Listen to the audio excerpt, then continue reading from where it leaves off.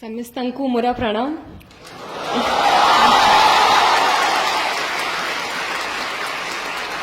अपना माने किमती अच्छांती समझते। आज मु अपना मनंका गहनारे उपस्थित थिबारु बहुत खुशी माने करू अच्छी।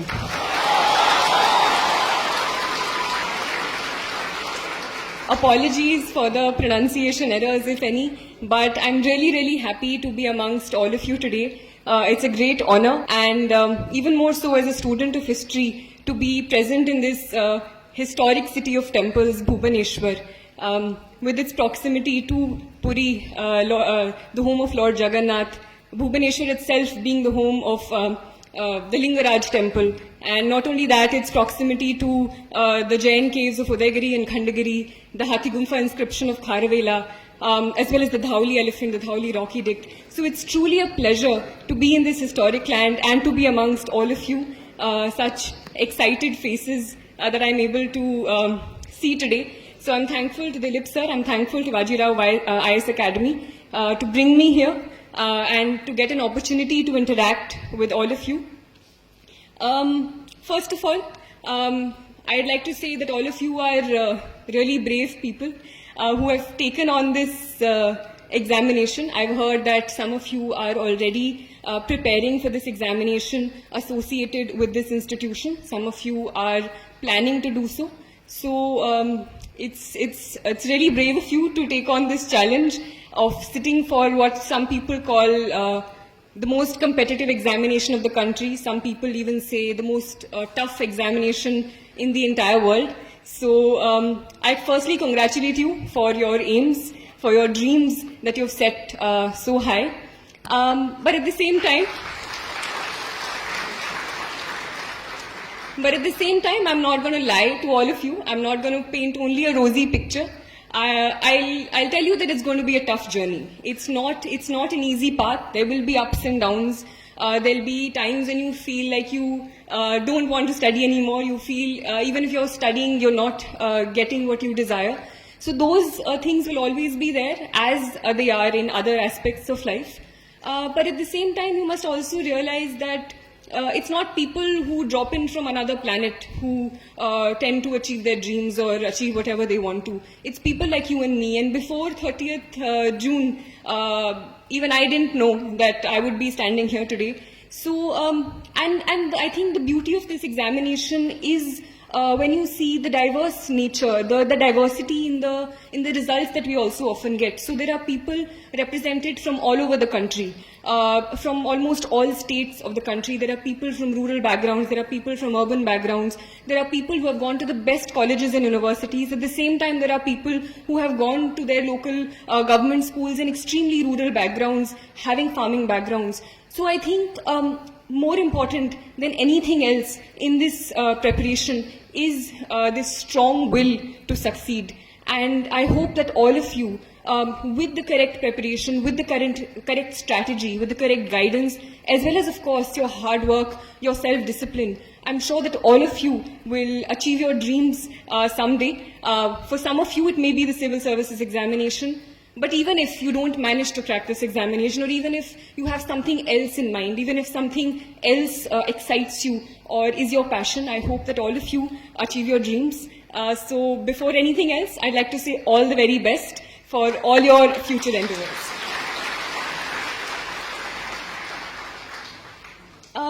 And I'm no one to come and give you success mantras or tell you. I'm also at the very beginning of my journey, so I'm not going to tell you success mantras as to how to succeed in life. All I can do is tell you about my journey, and if that resonates with you, if you find things that you think may work out for you as well, because everyone has a different strategy, everyone has different priorities in life, everyone has different things that they want to achieve and different ways as to how to do it. So I can only tell you my journey, how I managed to deal with certain things, the problems that I faced, how I managed to overcome them. And all that I can say is, if you have decided to enter this examination, know why you're doing it, know what is your goal and what is it that motivates you, that is asking you to sit for this examination. Make sure it's not just external pressure. And if you have taken that journey, started that journey, it's possible that some of you may not succeed, but whatever the outcome is, you'll come out richer. You'll come out gaining a lot more knowledge, a lot more experience, and whatever comes at you, try to look at it as an experience that is going to teach you. And try to not get disheartened. It's easy to say that when you've sort of gained some sort of success, or when you're on the other side of it. But try to look at things with a positive outlook. Try to look at whatever positive that you can get out of it. So enough with this bhashan. I'll start with my as to how I started my preparation and what motivated me towards it. So firstly, I even during school, I did not always think that I'll become a civil servant. It was not something that was in my head. But I was always clear that I wanted to do something where I would be working with people, where I would be working on the ground. So even in school, starting from 6th, 7th, we had this option of choosing a club in school. So there used to be options like music or dance or debating. So those things also I sometimes participated in, but my main club that I chose was community service, where we used to stay back after school, teach children from the nearby government schools, even after that. So I think it was always something that I wanted to do, but it was only later when I saw examples around me of people who were bringing about a change in society that I thought that the civil services or the administrative services specifically would be a way in which I would be able to do that to the best of my ability. So, and there were, again, many examples in front of me who showed me that. So, while I had started reading, I saw examples of an IAS officer, MS Lakshmi Priya, in Assam in Bongaigaon, who through little initiatives that she had started, Project Sampurna in Assam, tackling the problem of malnutrition. Or Aki Ravi Krishna in Telangana, who had begun this process of Gudi Cheruvu initiative, in which he managed to raise the water table by about 6 meters. So these were things with slight changes, and with the right will, they were able to bring about a huge change to the people around them. So people like these motivated me, and I thought to myself that this is probably one platform where I can best serve my country in a way. So this was my idea. Towards the end of my graduation, latter half of my graduation, I decided that this is what I'm going to do. After my graduation, I started preparing for this examination. There were, again, as I said, many downs in this preparation as well. So 2 things that immediately come to my mind when I was asked is, so I gave my first attempt in 2020, which was last year. This was 2021, the attempt that I managed to succeed in. In that attempt, I cleared my preliminary examination. While I clearly remember that day also. It was around 11, 12 at night, quite late. And I was just going through my detailed application form to correct any minor errors that before submitting it finally. And I just realized that my medium for the mains examination, GS papers, the general studies papers, was Hindi. And I remember I kept staring at it for a really long time because I couldn't believe that it was Hindi. That again is an entirely different story, but we tried to go to UPSC many times and try to make that change again. There was some technical error due to which it had happened. I still don't know how it had happened. But the thing was that it had happened. There was nothing that could change it. And there were only two opportunities and 2 options available in front of me. Either I could forego my attempt and leave it and wait for the next mains and prepare for the next mains and next prelims, or I could do whatever I could in those 2 months and try to give the examination in Hindi.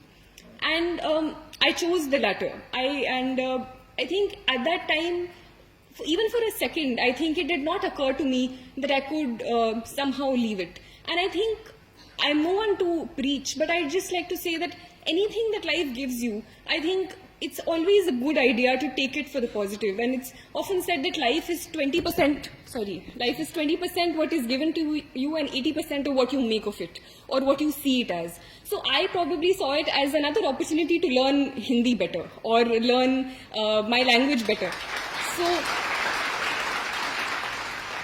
So in those 2 months, so things like, it's easy to learn because I liked Hindi. Reading Hindi is my mother tongue, but learning it in a completely different way in terms of technical terms was a whole new challenge. So GDP became Sakal Gharelu Utpad. longitude and latitude became Akshansh, Deshantar, Ushnakatibandhiya, temperate, tropical. It was another challenge altogether, but it was also exciting. So I think it's how you look at it as well. That was the first this thing, and it's likely that you will fail also, or how you define failure is also another matter. So I missed the interview call by 1 mark, but I think I learned. But even that missing, I took it as a challenge because I was positive that if I can do it in Hindi and still miss it by 1 mark, if I do it in English, which I'm much more comfortable with, it's much more likely that I will succeed. So I took it as a motivating factor. So this was the first thing. The second time where I felt was a little downward curve in my preparation was this time's mains, where I was really sick, and I had high fever. There was a lot of fatigue. So there was a point in time, two days before my optional papers, 2 days I couldn't study at all. I couldn't even pick up a book. 2 days before it, I was literally texting my mother on WhatsApp things that I wanted because I didn't have the energy to speak. This is not something that I'm exaggerating, but there was so much fatigue in my body. But at that point, you know that there are 3 days to go. You can either give it your all and not regret it later, or relax at that point and regret ki if I had pushed myself during those 3 days. So that's what I told myself. It's just 3 more days, 2 more days, 1 more day. I literally pushed myself to the hilt till I finally wrote my last word and heaved a sigh of relief on the last day of my optional papers. So I was asked to talk about certain ups and downs in my journey. So this is what I'm going to, 2 things that came to my mind. And the only thing I can say is all of us have our own experiences, all of us make our own mistakes, and I made mistakes. And the only thing is not to repeat those mistakes, to learn from them and go forward. And take anything that life gives you as a challenge. Go with it with a problem-solving approach, a solution-oriented approach as to this is something that is thrown at me, how can I best maneuver it, how can I go about it. And I think that's a positive way to look at life and keep you more happy, I feel, if nothing else. Coming to my actual preparation. So this is when I turn to how I prepared for this examination. As all of you know, or some of you know who are preparing for this examination, it consists of 3 different stages: the preliminary examination, the mains examination, and the personality test or the interview. So firstly, it's important to understand that it's not a clear-cut division. You can't just prepare for prelims, you can't just prepare for mains, you can't just prepare for interview. It's a holistic preparation, it's an integrated preparation where your foundations need to be very strong. And I made sure that there were 2-3 things that I kept in mind. First was keeping my sources limited. So whatever subjects that I had, I used to rely on 1, maximum 2 books for my very basic preparation. Mostly they were the NCRTs or any other basic books. If you are going for any coaching classes, stick to any one coaching class and just add things that you may find from the newspaper or anything else. Right? So sticking to the basic book, sticking to the NCRT, sticking to whatever one book that you have decided for each subject for getting the hang of the subject. Right?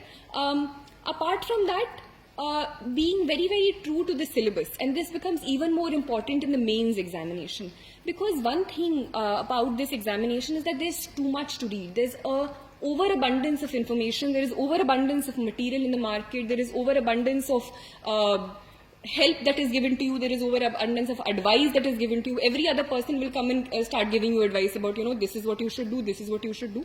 But you should know what you have to do, and your best guide for that, according to me, is the syllabus and previous year question papers. So these 2 personally were guides for me, especially in the mains examination, as to what to read and what not to read. So even when you're going through a book that is being given to you, try to orient it with the syllabus that is provided and see, this is something that can be answered, or looking at previous year question papers, that these are certain questions that are answered and which will help me. So overall, as an integrated preparation, I'll talk about specific prelims, mains as well, but overall, keeping your source material limited, also for current affairs, also for the basic static material. Secondly, coming back to the syllabus, coming back to previous year question papers.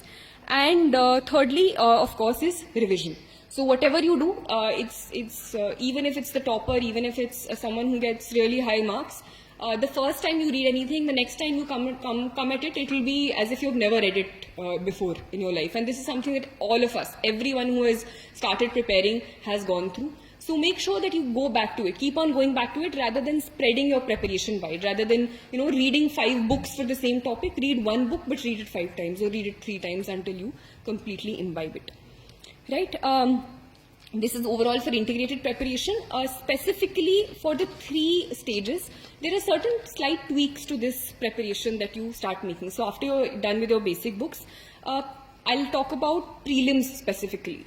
So while your basic preparation is the same, for prelims, I personally found it one of the most challenging phases of this examination as compared to the mains and interview. I found the prelims most challenging because I always felt that there was a matter of luck also involved in it. The questions sometimes were very random, but I think I still managed to clear it both times. And the reason maybe, looking back, at that time I was as nervous as any of all of you, but I again tried to stick to the basics. So firstly, the previous 3-4 months before the mains exam, before the prelims examination, I devoted mainly to prelims. At that time, mains preparation went into a backseat around 3 to 4 months. If you have not cracked this examination before, if it's the first time you're appearing, or if it's something that you regularly fail in, if you've failed 2 prelims, then you can probably increase that time. You can go from 3 to 4 months, or even some people even take 5 months for complete prelims preparation. But mainly I think basic books are very important. And if you look at the questions in the past 2 years or 3 years, it's not something that you will get out of a book straight. But if you have an understanding of the concept, and that's where conceptual understanding becomes important. You should not read a book just for completing that book. I've read that book. The reading that book is not important, understanding it is important. So if there are certain concepts in, say, geography about folding and faulting of rocks, or science, some science concepts, or some economic concepts about macroeconomic theory, if you're not understanding it, go look at other sources, go and ask a teacher, go and ask a friend, go and look up something on YouTube, some small video that you find about it. Understand what it means so that you can better apply it in the prelims examination, because a lot of application based questions are being asked. So unless and until you understand the concept, you won't get it. And here I used to focus also a lot on polity and economics, because polity and economics, if you look at analyzed previous year question papers, polity papers are something that you can still prepare for, because you have your basic book, whatever you're relying on, be it Lakshmikant, be it something else, and you basically stick to that book and go through the constitution. So I also went through the Bare Act. And if you have a basic understanding of all the articles, all that, it's likely that you can answer a lot of polity questions. Similarly for economics, current affairs is there, but more than that, understanding of what is, monetary policy, what is fiscal policy will be fruitful in sort of answering those questions. So in terms of time and effect, or time and sort of results that come out of it, I felt polity and economy I used to give a lot of importance in, because I could rely on those subjects. Other things I felt were more random. So this was my personal strategy. Everything should be given importance, but these things you should not leave at all, is something that I'm trying to say. Make sure that your basic things and basic concepts are very, very strong. Secondly, for current affairs, so current affairs, again, I'll talk about it later as well, but for prelims, I used to rely on the yearly compilations. Any sort of yearly compilations of current affairs you get. Some people use monthly compilations as well, so whatever works for you, but make sure that you have one source, because current affairs is a sea of information, and once you get lost in it, some people go through daily current affairs and weekly, so just make sure that you have one source. Add on it from your newspaper if you read the newspaper. I used to stick to a newspaper as well. But for the prelims, I mainly used to rely on the yearly compilations, go through it 2-3 times. And because sometimes people given a lot of time, and because the nature of examination is changing, you don't get that reward out of it if you spend too much time going through 3 different magazines of current affairs. Thirdly, after your base concept is done, and even in between also, once you complete a subject, try to solve questions of it. And for that, you can enroll yourself in any test series or take any questions from the market that you get. So a test series was one thing that used to help me in firstly completing the syllabus and understanding, this is something that if I used to complete economics, I used to go and solve a test of economics. if I used to complete polity. So it gives you an analysis as to how much, how well you have read the basic books. Okay. Apart from that, practice of not just test series but also previous year papers, because previous year papers are important in helping you understand the language of the questions, the nature of the questions, and also the nature is also sometimes that you don't get it from the books. You also get the knack of eliminating questions or getting to know, actually, this is something that I can do if something like that comes, or trying to find corollaries in other papers. So previous year question papers are really important. I often give examples of where even questions are repeated. So say a question on right to privacy being part of which fundamental right was a question that was repeated verbatim. Similarly, there was a question on economics that was repeated within a matter of 2-3 years. So it's a reward that you get. Similarly, questions on history. So last year, I think, the year before this, there was a question on Mongols. And someone who had probably gone back and looked up what the Mongols were when they came to India would have maybe been able to answer the question that came this year. So both here there was a question on Mongols with slight differences, and the other options, if one had analyzed, one could probably answer the question that came this year. So going back to previous year question papers, not only the question but also Google searching other words, other options, looking back at the subject is something that really helped me, which probably helped me get through prelims at both in both years that I gave this examination. So basic books, current affairs, test series practice, at least 3-4 months pehle to I used to do a lot of test series in the last 3 months. Before that also you can beech mein do if you want. It also helps you understand how many questions you want to attempt in the final paper. So if you have good accuracy, some people go for 80 questions or even less, or I personally went for a lot of questions. I went for 90-95 questions, but it depends. So all of that you will analyze when you're doing these test series and you're understanding which questions to attempt, which not to attempt, because negative marking also pulls people down. Apart from that, previous year question papers analysis, not only for practice, but I used to figure out things that I'll make notes of separately, which I couldn't find in any book. So in the previous year papers, if I'm finding a lot of questions on Buddhism and Jainism, and I'm not finding that specific content in a book, so I used to make 1 or 2 page notes based on Google search, based on going through a certain book, and revise them later. Similarly for maps, because maps is something that fetched you 5-6 questions sometimes. So going through maps, so I used to make a timetable before the prelims that every day for the last 2 months I used to devote say 15 minutes or half an hour to just the map questions, because you can't do all of them in one day.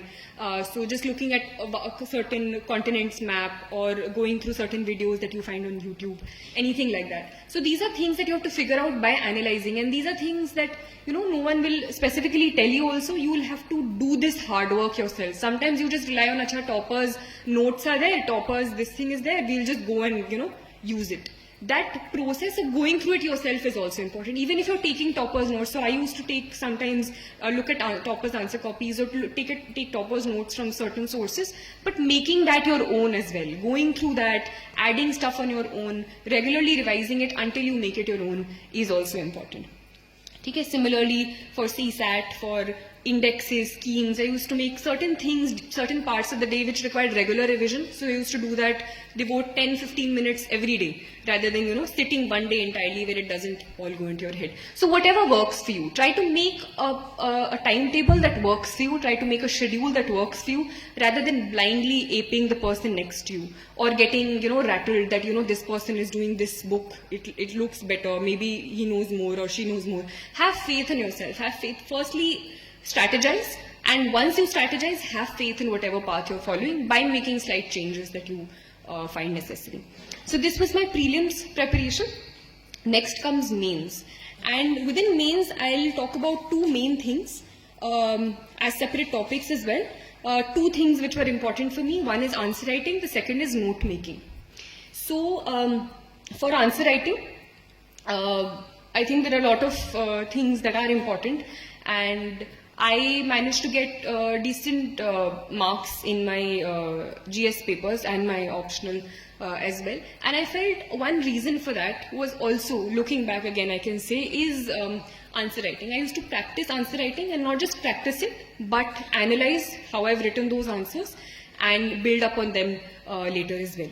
So, firstly, I think what is important is understanding the question, and this is it's a very easy thing to do, but lots of people don't do it. And I feel that if you just understand the question and answer what is being asked, half your battle is won. Because this is one of the challenges that I personally also faced in the early part of my preparation. And even in that time, when you're writing the examination in the mains hall, there are two challenges. One is content, you have to write good content. The other is time. The clock is constantly ticking on your head. So maintaining that balance becomes very important. Either you're writing really good answers, but you're leaving 5 questions at the end, which doesn't help because the competition is so much. Or you're completing it in the time limit, you're scribbling your way till the end, but the content is not good. So for managing that, only practice is the way, and not just practice, but correct practice. So firstly is understanding the question. There are certain keywords also used in the question: evaluate, analyze, this, that. And it's important not just to jump at the only word you know and start writing about it. It's important to understand why this question is being asked and cater to that as well. So say this time there was this question on evaluate the nature of Bhakti literature and its contribution to Indian culture. So sometimes when you don't know enough about Bhakti literature, you will just start writing about Bhakti. You will start writing about Nanak, you'll start writing about Chaitanya Mahaprabhu, this, that. And half your page is done, then you'll write 1-2 points about Bhakti literature or something. The important thing is, even if you don't know exactly what, how, say, Bhakti literature, what the nature is, its contribution is, try to orient your answer according to the demand of the question. So start writing about Bhakti literature only. Start writing about, so I think in this paper, in this question, what I did also, I made, so although it's not required, but for visual presentation, I made this map of India slightly on the corner, and I jotted it down, jotted the different Bhakti literature across the map, on the map itself. So say the Bishnupad or Mirabai's, this thing, everything, Lal Ded's, this thing, Abhangs in in Maharashtra and all of that. So even at a glance you could just see what those things were about. Then the nature of Bhakti literature. So look at the keywords, and this is something that I used to do. I used to divide the question based on the questions and on the words that were used. So nature of Bhakti literature, what is the nature? So say devotional, and then give an example. Try to give what you're saying and provide an example to it, so the examiner doesn't have to think too much. The examiner knows that, you know, this is what she means and this is how she's displaying it. So nature of Bhakti devotional, then poetic, so you talk about certain poetry compositions, then something else. Then the second part of the question was its contribution to Indian culture. So the contribution you think about, and when you make these headings, even if you didn't know the answer yourself, you start making links in your head also, such as what can be the contribution of Bhakti literature. It can possibly be to, bringing about this temple tradition, how these Bhakti songs were sung in the temples, how that created this thing, the musical culture that probably developed out of it. So these are things that you won't read, but you can associate with things around you. And saath mein you're providing examples about, say, Shankaracharya, and these are things that will come because we have things that we've seen in our homes, we've seen somewhere else. So if you just stick to the wordings in the question, what is being asked in the question, rather than coming back to only what you've read in the books, you know, Bhakti I read in that book, Nanak was written, Kabir was written, so I'll just write that. That won't fetch you marks. Understand what the question is, try to relate it with your environment around you, and try to answer those questions in that way. So firstly, most important, understanding what the question is. There were questions in GS3 this time which none of us knew, like they were half the questions were random questions, but I still managed to get, I think later I got to know decent marks there, because I tried to reorient what I knew according to the demand of the question, rather than just writing anything I knew or just leaving those papers blank. So understanding the question, answering only what the question is asking is important. Secondly, content. So this again was another example I wrote down. Analyze distinguishing features of the notion of equality in the constitutions of USA and India. So this was, I think, a 15-marker question, and there are not too many differences. But what sometimes people did was, they didn't know differences in equality, so they wrote differences in the constitutions of USA and India. But that's not what the question is asking. So try to answer what are the differences in equality. If you're not getting, try to reorient the question, the differences you know between the constitution in terms of equality. Try to shape what you know in terms of the demand of the question. So these are 2 examples that I remember. Secondly is content. So first is you understood the question, but if you don't have the content, how will you do it? So that content wala thing, you have to do the background work, and that is when I'll come to note making and all of that. In the examination hall, during those 3 hours, you don't have the time to think. You can't just sit around and think, acha, this, that. All of that you need to do before the examination, and your content, to a large extent, apart from on-the-spot thinking, needs to be prepared. For that, for example, GS2, which is polity and all, I had prepared lists, or in the sense topics and committees that I could quote. Say in railways, I will talk about the Anil Kakodkar committee. In something else, I'll talk about the second ARC and the recommendations that they've given. So you're not just writing random things, but you're adding to it. Once your basic, and this can only be done once your concepts are clear. If you're starting your preparation and you start doing this, it won't fetch you anything because your basics are not clear yet. But once your basic content is done, to make it better. So my aim was in answer writing this year to make my answer better from the person before and after me. And how could I do it? By adding content to it. So say committees in GS2, then GS4 is ethics. So I used to look at the newspaper, keep picking up examples and quotes and keep writing them down, keep using them in my papers. So GS4 there were committees, then GS3, so for economics, some data that I found in the newspaper, or say then recently a national health survey has come. So if a question on population, I think this time was asked. So talk about the data in that national health survey, talk about say the sex ratio, how it has changed. So it adds a certain value and you feel that you know what you're talking about rather than just, saying things in the air. It adds some heft to your answers. So content is something that you can work on before you're writing the paper, specifically for different papers, different things you can do. Thirdly, even if you have content, even if you have understood the question, a challenge comes in putting it on paper. And I had a humanities background. I had the habit of writing really long answers. I wrote 8 pages answers in my graduation papers where, you had to write four questions in like 2 hours or 3 hours. So changing that to the demand of this paper was definitely tough, but I managed to do that. I had started with a very different writing style, I ended with a very different writing style, so that is something that all of you can do. So I used to write in paragraphs, I used to write really long introductions, but I tried to press a lot of information later on in points. So before I was writing the paper, I used to think that, this is a problem, this is an issue that happened with me last time, I used to do this. So this time, I'll try to do at least this. I'll try to at least make the introduction only 2 lines or 3 lines. Or I'll try to introduce, if I could write only 3 points in my last paper because I was writing in paragraphs, I'll try to write at least 5 points this time. So these are things before I was writing, I used to tell myself and try to, implement it. So maybe you won't write 5, maybe you'll write 4, but next time maybe you'll make that jump to a 5. Next time you'll maybe make that jump to a 6. So these are things that you told yourself. In terms of structuring the answer, what I used to do was, I used to use subheadings. So things, like I said initially, evaluate the nature of Bhakti literature, contribution. So I used to write a short introduction about the Bhakti tradition and some quote or something in Sanskrit I wrote, I think, in the first introduction for this thing about Bhakti literature. How about it coming from the root bhaj, or to incorporate or something, involve yourself in the divine. I wrote that introduction. Then I made a subheading about nature of Bhakti literature. And I started writing from here. So the nature of Bhakti literature I wrote here. Then the points I started writing, leaving a certain gap. So in terms of visual structuring, it becomes easy for the examiner to see and understand, even if your writing is not good. Some people have that problem. But if you have it clearly divided, so if right here you're writing the heading, then starting from here you start writing the points 1, 2 and 3. If you have an example, I used to write it further to this side and make a triangle. So I used to write example and make a triangle there. So when you're looking at a paper, the examiner could see, Acha, she has used 4 examples because there were 4 triangles that were drawn.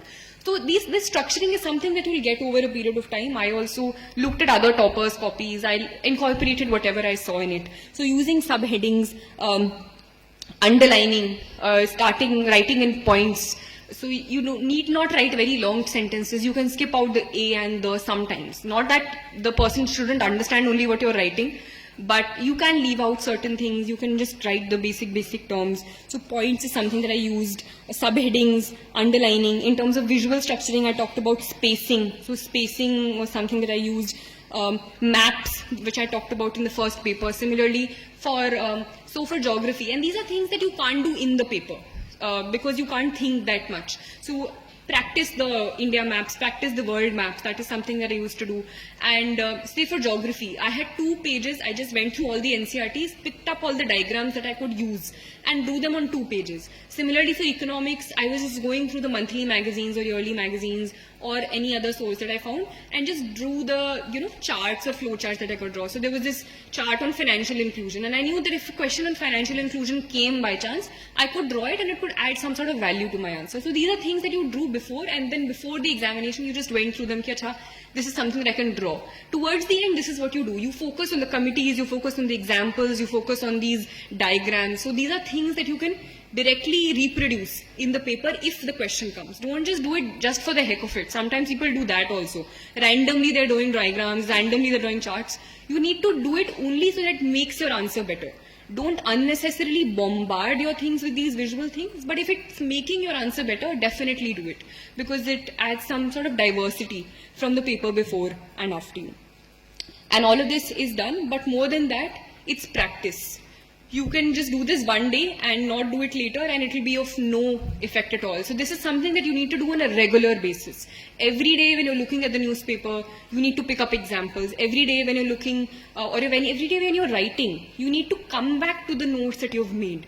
That is important. So practicing, and more than practicing, analysis also. So sometimes what people do is they practice answer writing every day. They write 3 answers every day, 4 answers every day. I used to, apart from the test series, so the later test series that I joined, I also did practice within a group of friends, 3-4 friends we had. We used to practice previous year question papers and look at each other's answer copies and see, Achha, your introduction is better. So this is, if this question comes, this introduction can be used, or this example is better, so I'll incorporate that there. So even if you're writing 3 questions, come back and analyze, Achha, this is something that I could have added. This is something that was in my notes. So maybe if I could put it here, coming back to my notes. So that will take some time. It won't be ki, just wrote, closed your copy, next day wrote, closed your copy. That won't help at all. Practice plus analysis, and using that analysis in the next time that you write your answers. So that is something that probably helped me in my answer writing process. So this was my answer writing specifically. Apart from that, for mains preparation, the basic books you would have already gone through 3 or 4 times. And yeah, this is something that I forgot to say, but for me personally, prelims I at least made sure that I had done 3 revisions in those 3 or 4 months before of the basic books that I had, or whatever thing that I was following, whether be it Spectrum for history or anything, or the NCRT for geography. I used to make at least 2-3 revisions. It depends on you, how much you've read that paper. If you're doing it for the first time, maybe more, maybe less, but just to make sure that it sticks in your head. So those revisions you've already done before. Here also, now you can go through whatever basic books that are required. So for mains, you need to stick more to the syllabus, I feel, rather than just sticking to a book, because book you have gone through, your concepts are clear, but orienting them to, and there are certain topics which you won't find in books, or you'll have to look, say for example, governance topics. If you find a book on governance or some notes on governance, coaching notes, that's well and good. If not, try to make small 1-page notes of it. Say, I used to make notes apart from that. So the second topic apart from answer writing is note making. For some people, note making does help. For some people, it doesn't. It depends on your way of studying. For me, it did help. So I'll talk about myself. I did not make notes of all the basic books. Some people do that. I did not.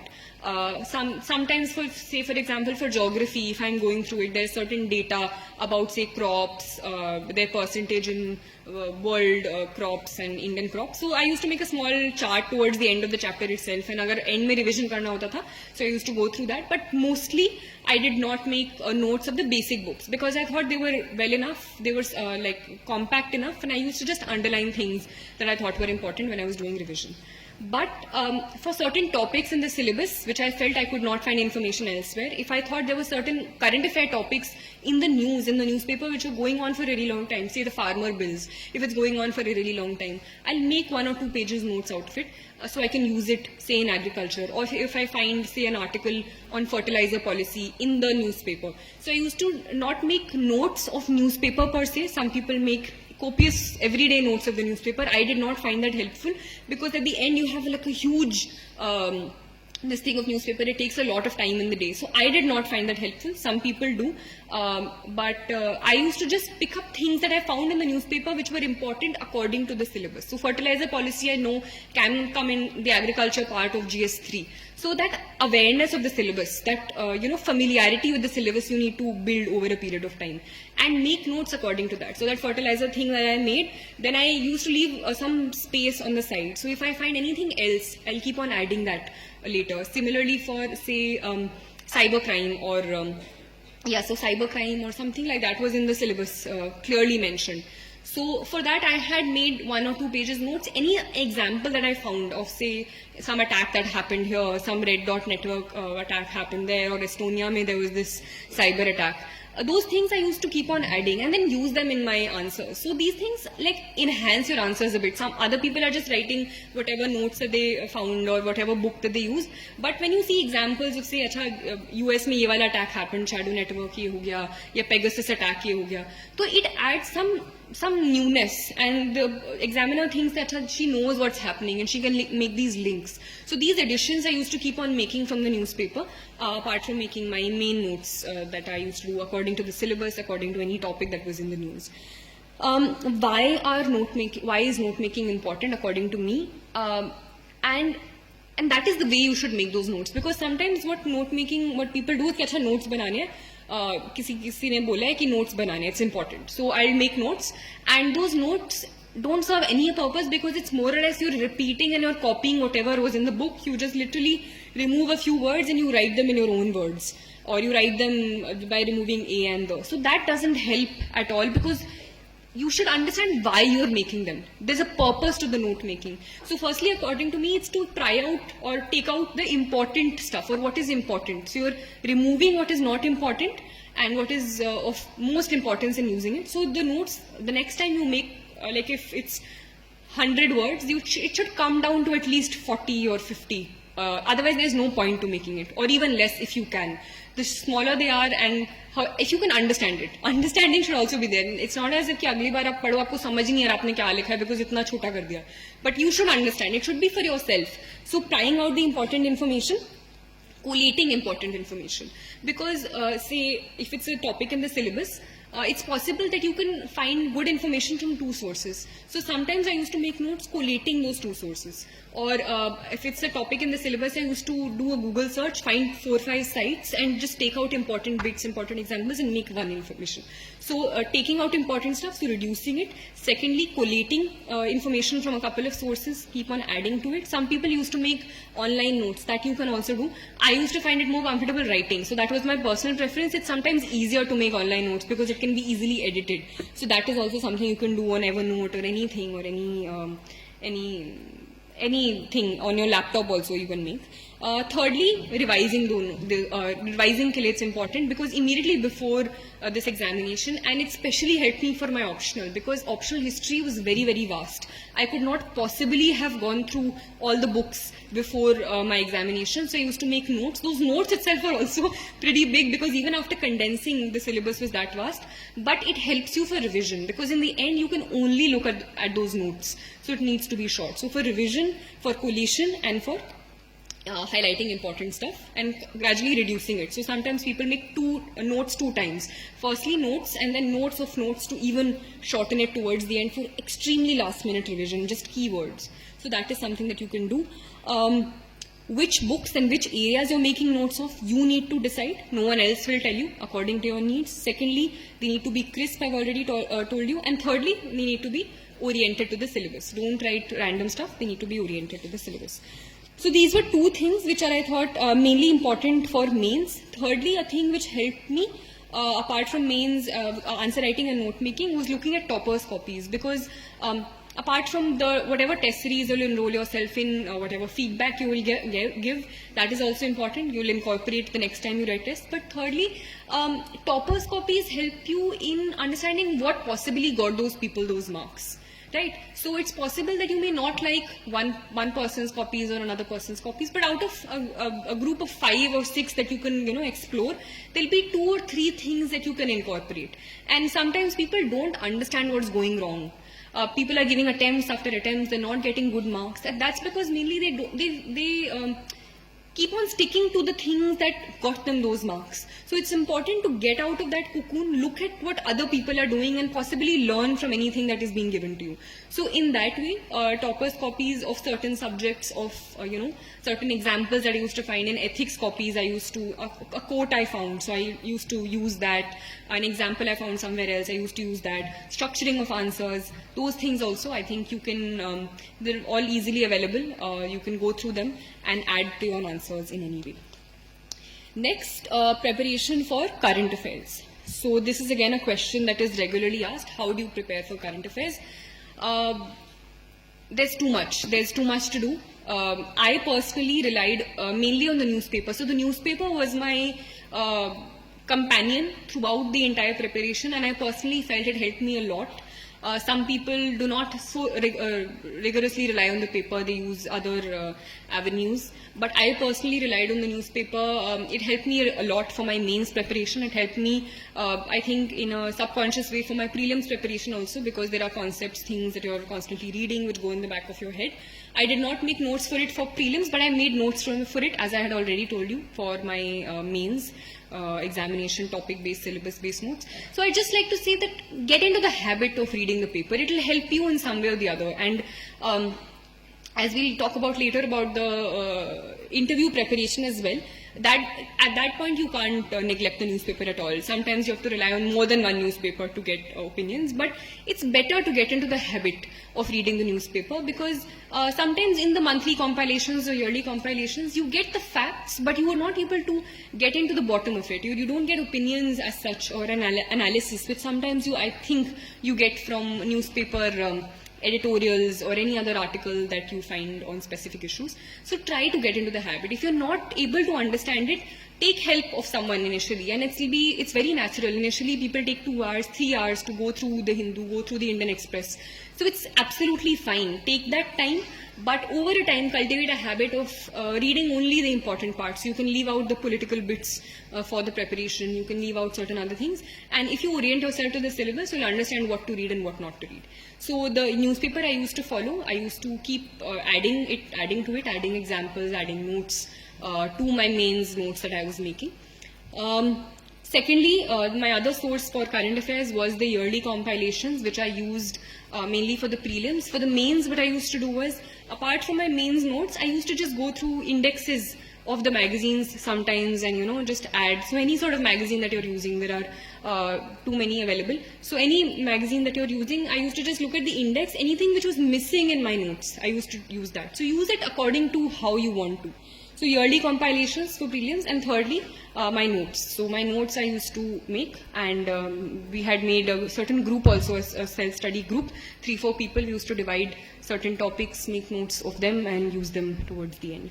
So that was my strategy for current affairs. My only advice is keep it limited. Don't, because there's a lot to go in read in current affairs, stick to any one source and believe that it will work out. Because self-belief is also very important in this examination. Self-doubt is one of the biggest things that you face at every level. You're all thinking, Asha, this book is not good enough, my preparation strategy is not good enough, this particular coaching or anything. You're always questioning yourself, but just have that self-belief that whatever you've chosen is going to get you there if you have, the correct reasons, the correct strategy, and your materials, basic materials are right. Then was my strategy for optionals. So optional, firstly, is the choice of choosing your optional. So according to me, some people have asked me, how do you choose your optional? And some people had thought that history was not a scoring optional initially. So I was also told, even if you have history as your background, try to change it. Some people have changed it already because, history is not that scoring. And maybe you take sociology, maybe you take something else, you'll get more marks. So I personally think that this is not true. There have been people from all different sources and different optionals who have got marks. There are people in the top 20 from economics background who have gotten marks, from from Hindi literature, from sociology, from political science, from medicine. So these are things that, people say that economics may don't get marks, history may don't get marks, medicine is very, very vast. So just make sure that whatever you choose as your optional, you have an interest in it. Because an optional, you have to put in a lot of hours. You have to, consistently read those things, read extra books, write answers. And that will not be possible if you don't have interest in that subject. So first and foremost, make sure that you have interest in the optional that you're going for. If you're, say, from an engineering background, which some people say that, they have a problem with, because, say, I had history as my background. I did my graduation in history, so I took history. I was comfortable with it. I had an interest in it. If you are not from any of these backgrounds, if you don't want to take any sort of engineering as your optional subject, what you can possibly do is just go through roughly the books of all of these things, just roughly go through sociology, go through history, and see where you find yourself, more comfortable with. Secondly, apart from interest, is material and guidance of a certain sort, because I feel each option has a slightly different strategy and slightly different things that you need to keep in mind. So any sort of mentor, any sort of person who has cleared the examination in that subject, you can ask that person, ask another person for its pros and cons. So take every optional, see its pros and cons, see which pros you can work with, see which cons you can work with, and then come to an option. For history, my personal challenge in history was, even in this year, even I was very, very jittery even before I was giving my final optional papers, was the vast syllabus. So I think that was a personal challenge that I had, balancing it with my general studies preparation. That time management, again, you have to figure out yourself. Before the mains, I used to divide mostly my day into half. Sometimes that more than half was given to history, and at the end I still wasn't very happy with the revision that I'd done of history. So it's just, I think what maybe helped was my note making. Even in the last day, even in that 1 hour, there were certain things that I hadn't done. So I revised, because I had short notes, I revised in the 1 hour that was given to me between the two papers. So that also I could use in the last thing. So note making really helped me, according to me. Practice, revision of those notes helped me. So that, I think, worked out for me in history. I had a certain love for the subject, so that sort of background also probably helped me. So strategy for optional, I feel, depends from subject to subject. So if you have, and I think we'll have a interactive question answer session at the end. So if you have any specific questions that you would like to ask about my optional or any other thing, you can ask, because each optional, I feel, has a different strategy. And basically time management, I think, so which comes to the next topic as well. Time management is crucial in this examination, and even though these things may seem the most boring, time management, revision, all of this, but I think these are the things which actually work out in the end. And that time management can be different for different people. Some people, can study for hours at a stretch and not get tired. Some people do need those regular breaks. But whatever it is, make sure that you are accountable to yourself. Make sure it's not external accountability. It's not, you don't have to be accountable to your parent who's saying, "Acha, padhu," but make sure that, this is something. For personally, what I used to do was, I did not have very clear-cut, timetables in the sense कि अच्छा इतने घंटे ये पढ़ूंगी, इतने घंटे ये पढ़ूंगी. Roughly timetables I did have, but morely it was in terms of कि अच्छा इस हफ्ते तक ये खत्म हो जाना चाहिए. अब वो कैसे भी मेरा खत्म हो रहा है. If there were days when I did not feel like studying at all, I used to completely put away my books and chill in the true sense of the word, or do anything.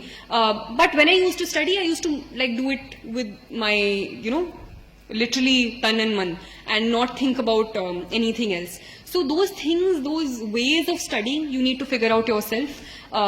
Weird ways of taking breaks, ways of motivating yourself, you need to study, figure out yourself. There are too many distractions in today's day and age. So some people, some of my friends, completely cut off from all social media. That also works for some people if you have the will. For others, for example me, I did not completely cut off from social media, but I did not use it, say, for long hours a day. I used to sometimes keep my phone away or use it very sparingly. So if you think that you cannot use your phone, so ask your friend to, say, keep it away for 3 hours or 4 hours, and tell yourself that if I complete this, I'll give myself, this break or this reward where I can use it, say, for whatever purpose, and then come back to it. So figure out ways where you can do this yourself, and whatever works for you. But make sure that there is an inner sense of accountability. You are the only one you are responsible to. You are the one who has chosen a certain goal for yourself, and it's your responsibility to complete it.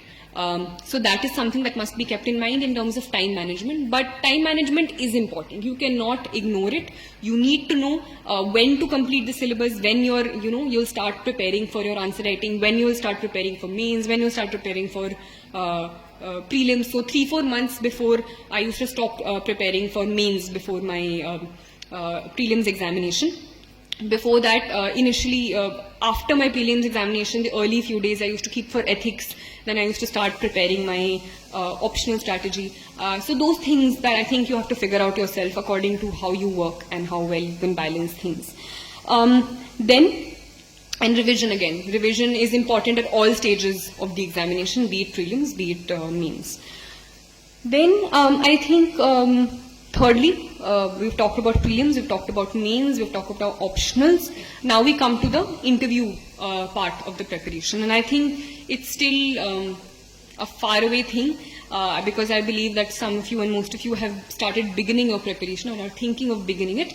But as I said, it's an integrated preparation. The only thing I think in terms of current affairs that becomes different for the interview is that you have to have opinions also of things. You can't just know the facts. You need to know causes, you need to know consequences. You need to sometimes defend what is happening. You can't just get away by reading monthly magazines. You need to read the newspaper.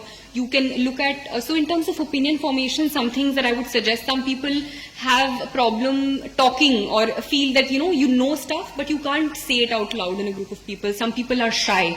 So those things you can start working on from now onwards also. You can start, taking part in group discussions, sitting with a group of friends, talking about any topic which is happening in the news and seeing other people talk. So looking at, say, Rajya Sabha TV, there are certain discussions which happen, any sort of other discussions. I used to sometimes listen to Google podcasts. There are things, so there are lots of podcasts by certain newspapers. So Indian Express has this thing of 3 things by Indian Express. So any topic which is going on in the news, they talk about it in detail.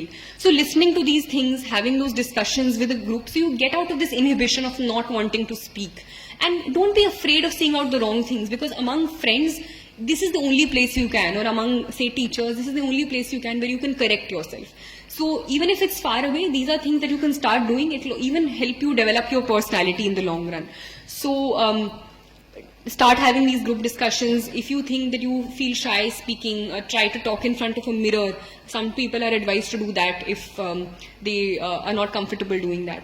So firstly, in terms of content, read newspapers, develop opinions on things, have discussions, look at videos, hear podcasts, try practicing these things, try practicing answering questions. Apart from that, the detailed application form that you get, that you fill towards the end. There are certain sections for hobbies, there are certain sections for things that you've done in school. So every single word you need to start, you need to prepare for. I think for that you can, think about a little later, but I'm just informing you. Let's say you're from Odisha, so you'll have to prepare about the state, about, the sex ratio, the cultural importance of the state. All of those things you have to prepare for. You might be asked questions about that. So the detailed application form.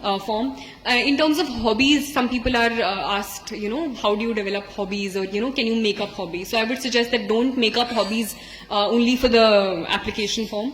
Try to cultivate those hobbies from the beginning of the preparation, or just like, I think generally also, I think there's not only studying which is there to life. There are things that you should develop a personality of a certain sort. Engage in whatever, be it a sport, be it any activity, be it any craft, singing, dancing, anything, so that I think it also gives you a break, because as much as I'm standing here and talking now, it's a very strenuous process. It's physically draining, it's mentally draining, and you need these an off time also in between. So cultivate a hobby from early on also. Even if you want, it'll help you in the interview. Think of it as that also. But generally also, I think it'll help you if you develop something apart from only studying. So those are things that you can keep in mind for the interview. As for the last time when you enter the interview hall, I think calmness of a certain sort is important. Self-confidence is important, and those things will cultivate when you gain the content, when you gain the knowledge, and when you start practicing and doing these things from early on. So apart from your knowledge, it's also a test of your character. It's a test of how calm you can be in stressful situations. So that, I think, is my advice for the interview. Apart from that, this was the academic part of it, the academic strategy, the do's, don'ts, how I went about my strategy, my content for all 3 stages of the examination. Apart from that, I think you need to understand and ask yourself why you're giving this examination. And setting a goal is important. So I believe that some of you are preparing. There are maybe some of you who are who have certain other goals in mind. So just make sure that you set your goal for yourself, whatever you want, and ask yourself why you're doing that.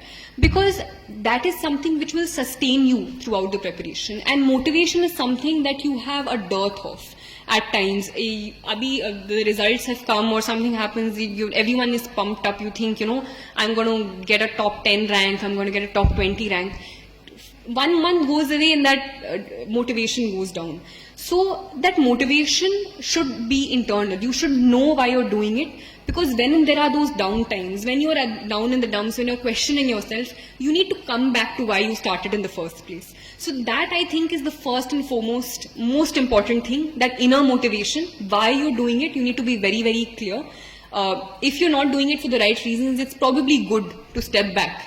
But just remember why you're doing it. So setting your goal, once you've set that goal, it'll also give you the motivation to work hard, because even though there are different strategies, different ways of reaching your goal in this examination, you have to work hard. There's no way working around it.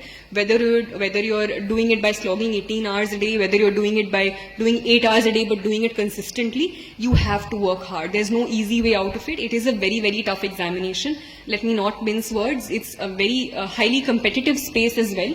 So you have to work hard. But that motivation that you get by getting to know, the way that you can serve the country, or the avenues that will be available for you in terms of ways you can contribute to people around you, that is a big enough motivation to keep you at it for those long hours. So hard work is very, very important. However much you try to run away from it. Time management, revision, all of that I said. But also, hard work can also be in various ways. You can work hard at doing certain things and still not get the desired results, because maybe you're not going with the right strategy. So apart from hard work, that hard work should also be in a certain direction. And that is where there is an importance of guidance, of mentorship of a certain sort, of knowing the direction where you're going. So make sure that however you work around that strategy, be it through mentorship in a coaching institute, if you're choosing to do that, or a mentor that you have around you, or a person who's cleared the examination, or if there are other sources as well. Whatever it is, make sure that you are following the correct strategy, and that hard work is being put in a certain direction. Make sure it's not being spread out. As I said, keep your sources limited, keep your direction limited, so that you can more easily reach that goal. Apart from guidance, mentorship in a certain direction, after the hard work and after all of that is just going through the content, is the practice and evaluation. So for practice, any sort of tests that you go through, test series, be it for prelims or for mains, and more important than just the exercise is the feedback. So using the feedback, not just taking the feedback as it is, but using the feedback the next time you do that. Self-evaluation as well. So there is an external evaluation and self-evaluation in terms of how much you've improved in the past 1 month, things that you need to work on, things that you think are done, and focusing on the things that you have left out. So practice and evaluation. And things that are not talked about, apart from the academic part, is the emotional balance and emotional stability that you need to maintain. Because it's, however many times I repeat it, this motivation, these ups and downs, there'll be constant ups and downs during this preparation, and to deal with those downs, you need a certain emotional balance, you need a certain stability at that time, and these things are often not talked about, but the stress is also really, really too much. There is parental pressure, not even just parental pressure, there are people randomly from, distant relatives who've got to know you're preparing for this examination and they ask, acha, uska kya hua, or uska. So there's random sort of stress as well. But you need to be accountable only to yourself. Right? And so coming back to yourself, so what I used to do when I used to be stressed at times, or I thought, so there are different things for different people. So whenever I used to feel stressed, I used to take really long walks in the park or any sort of nature thing that I wanted to do. I used to eat some of my foods, the nice foods that I liked, some of my favorite foods, I used to order them. Or I used to read a book, watch some of the movies that I liked. So getting, in the immediate sense, you can figure out your ways to de-stress.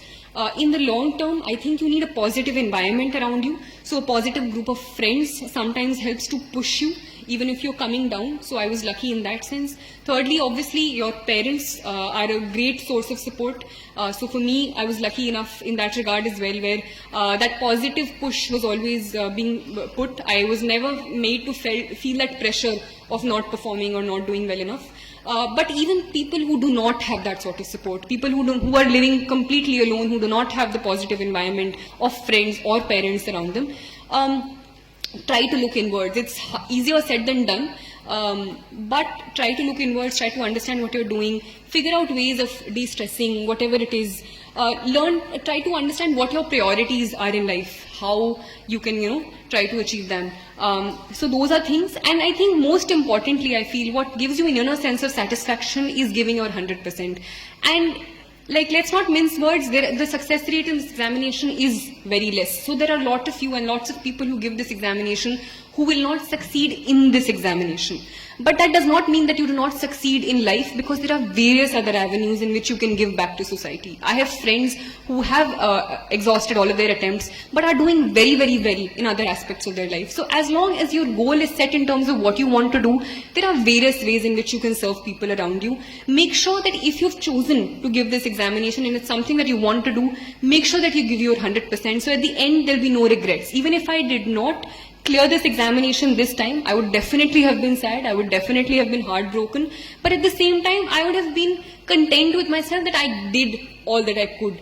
And the idea of Nishkam Karm that we often talk about, I think it's very important when the Karmani Vadhikaraste Ma Phalishu Kadachana, you give your 100% and then don't worry about the result. All you can do is do what you can with the right strategy. With the right strategy, with the right direction. Don't put your hard work randomly into the air, but with the correct guidance, with the correct strategy, give your 100% so that at the end you're not questioning yourself. You can't think, अच्छा अगर मैं उस दिन ये कर लेता, अगर मैं शायद वहाँ नहीं जाती या फिर थोड़ी मेहनत और कर लेती. Those questions I think you should not have with yourself, and I'm sure that if you do that, there'll be various other ways and in various other walks of life also, apart from the civil services, that you can contribute to society, that you can, be kind to others, because I think kindness is something that gets you far in life. Be kind to yourself as well. Be kind to yourself, be kind to others. That's all I can say, and I'll just like to say all the very best for all your future endeavors. Thank you.